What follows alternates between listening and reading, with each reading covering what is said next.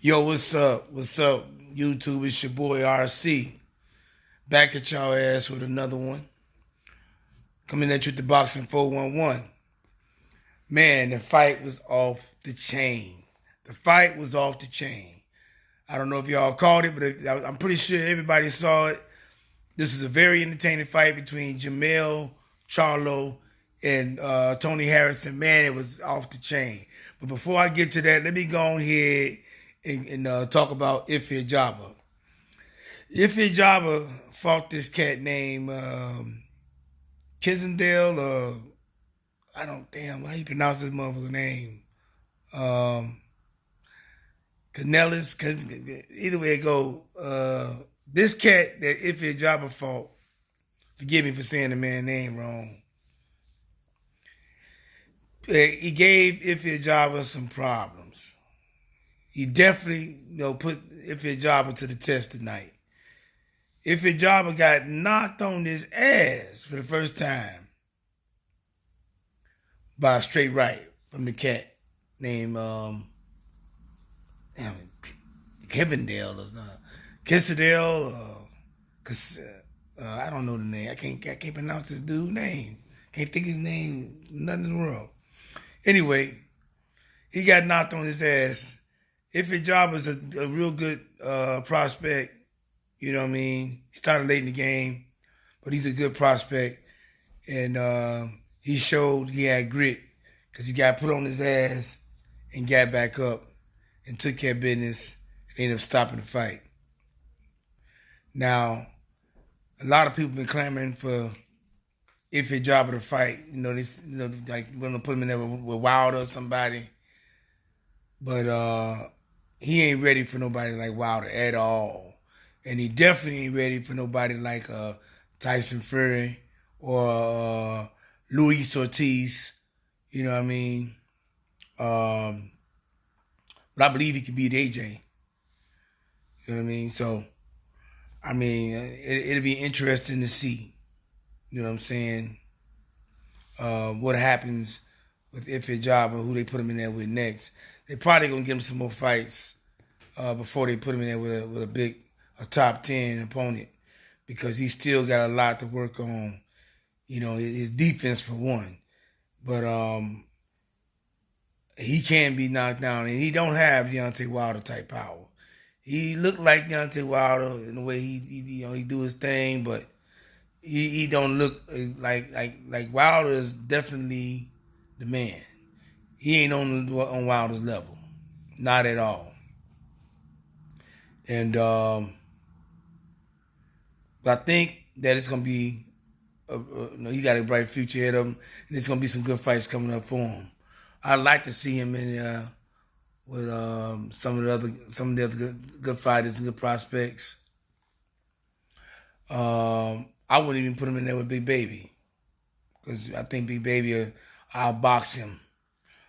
But he can definitely fight Joe. Joe Brown, whatever his name, over here from the UK. He can fight some of them cats from over the UK. He can beat some of them, but not Daniel Dubois. He can't beat Daniel Dubois. Daniel Dubois will knock him out. I'm thinking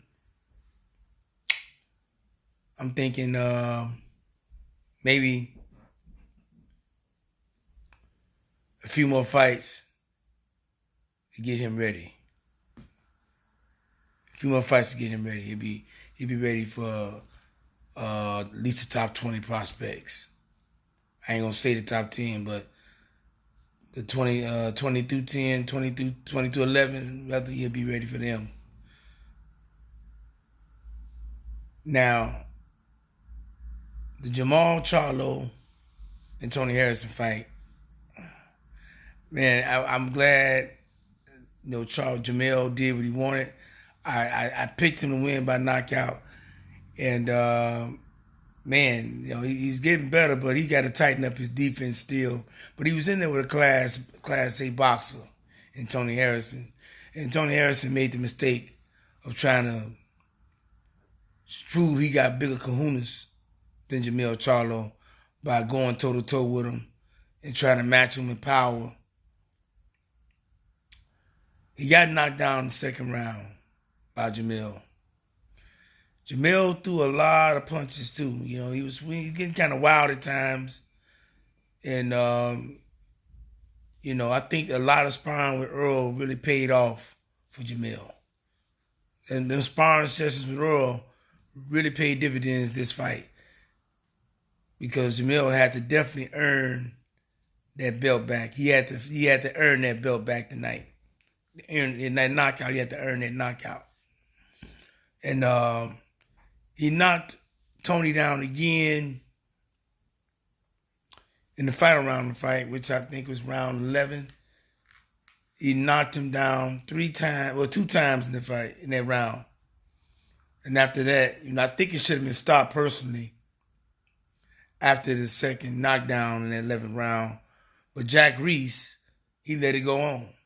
You know, I really felt that if Jemell Charlo wanted to, he could have probably seriously hurt Tony Harrison.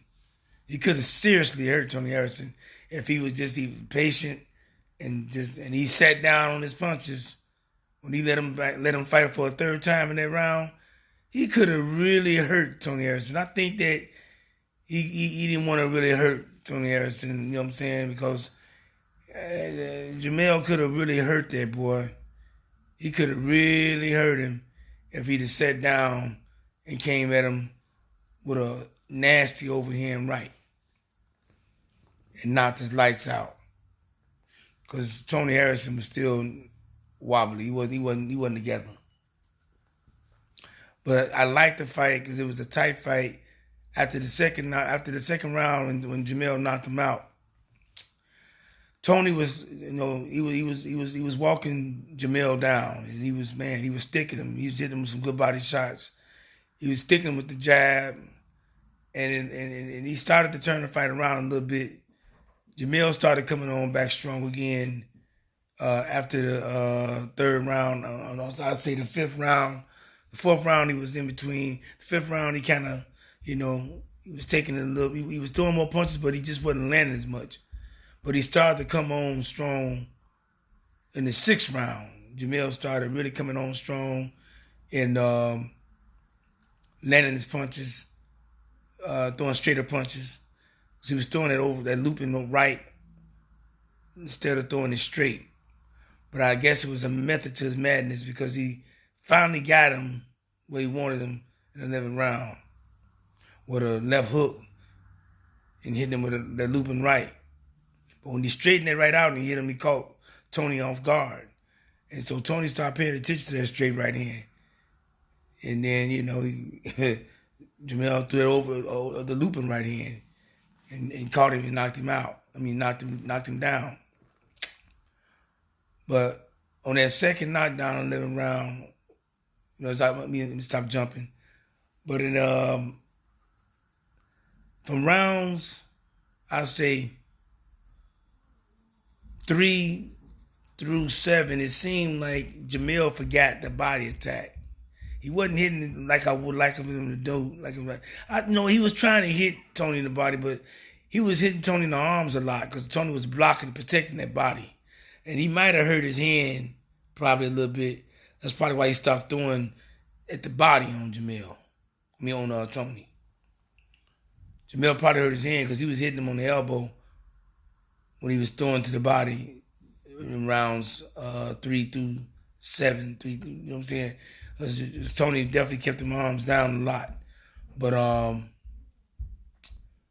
Jemell got back to it in the 8th round and started sticking him in the body more. He got back to it and started sticking him in the body more in the 9th round. And he was connecting with some straight jabs and punches. And he stopped letting Tony bully him and walk him around. It might have been a strategy for Jemell to let him walk him down, to make him build his confidence up to the point where, you know, because I think that Tony wanted to get back for that knockdown in the second round, which eventually set him up for his downfall. But I think as Tony got to getting weak, Jemell felt it, and he started turning it up a little more. He started hitting him in the body more in the 10th round, and he started uh, landing that looping right more again, and he started landing that left hook. But he kept that stick on him with the jab, and he kept sticking him to the body, which eventually set him up for the knockdown in 11th. You know what I mean? It's like he was going. They both been down at the same time, but Jemell threw a punch and came back to left hook, and I think Tony didn't anticipate him doing it, coming back with that when he threw that punch and then came back to left hook. And he hit him. Then he came and hit him with an overhand right. That was the first knockdown in 11th. He got back up. He rocked him again with that overhand right, looping right. And he was against the rope, and Jemell hit him with 3 uppercuts, snapping his head back, you know, which I think he could have really did some serious damage, you know, if he hadn't went down. At that point, I felt the fight should have been stopped. But Jack Reese let the fight continue, being Jack Reese. And Jemell got him over there on the side of the rope, out of the corner, and started hitting him with short punches. You know, and he was touching him, but you know, it wasn't punches he's sitting down on, like doing blast punches. You know what I'm saying? He was touching him and hitting him and, you know, rocking him, you know, making his head go back and forth, and that's all Jack Reese needed to see before he stepped in and stopped it. And that's why I felt like Jemell, as he was shaking him up, dipping his head up, and he was hitting him little punches to the body, to the head, and Tony went into a shell. I felt like if he had just threw that straight left and came back with an ugly, nasty right uppercut, he could have really did some serious damage to Tony. But, you know, good thing Jack Reese came and stopped the fight. This was a great night of boxing, y'all. Man, I'm glad to see my man Jemell get his belt back. You know what I'm saying? After all the shit that was talked. You know what I'm saying? I like the dude as a fighter, because he definitely goes in there and go after it. But tonight was a good night. And that's it from me, from your boy, RC, giving you the Boxing 411. Don't forget to smash that like button and subscribe to my channel so that you be notified when I drop another video. All right? 1.